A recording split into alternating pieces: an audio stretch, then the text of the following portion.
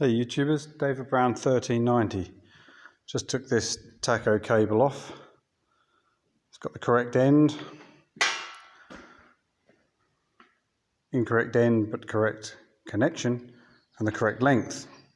So somebody else told me about this. They get these half price, somebody somewhere around here, I don't know. And it washes into the boss and silicone, and anyway, it came apart, which you'd sort of expect it to if you use silicone.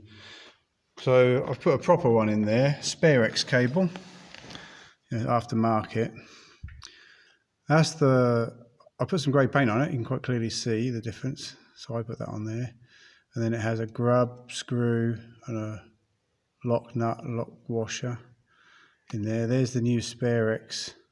And in here, can't really see in there, there's not a lot of room, is a 1-inch circlip with a 1-inch by 3/4 O-ring.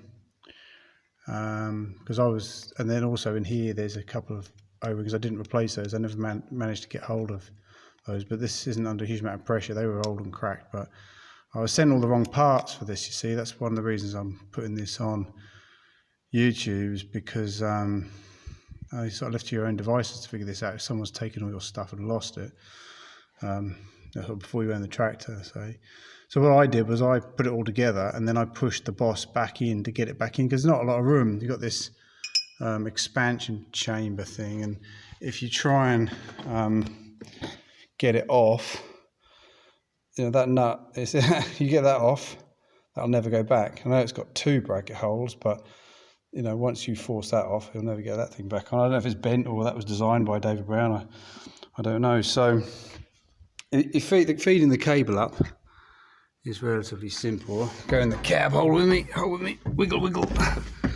And then it's down there. You can just see I've got the light shining on it, the brand new knurling. So what I did was, as a reservoir, just undo the 2 screws, push it to one side, undo the 4 screws on the dash, pull it forward, give you a bit more room to work, and that's simple. You just screw it in. Oddly, I wondered what this was for.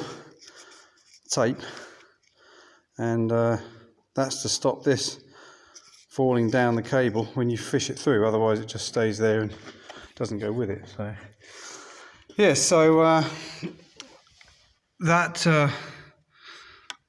what I did, rather than taking all this stuff off, all this expansion chamber and everything. But that's how to replace your cable on a David Brown 1390. Anyway, thanks a lot for watching. Bye.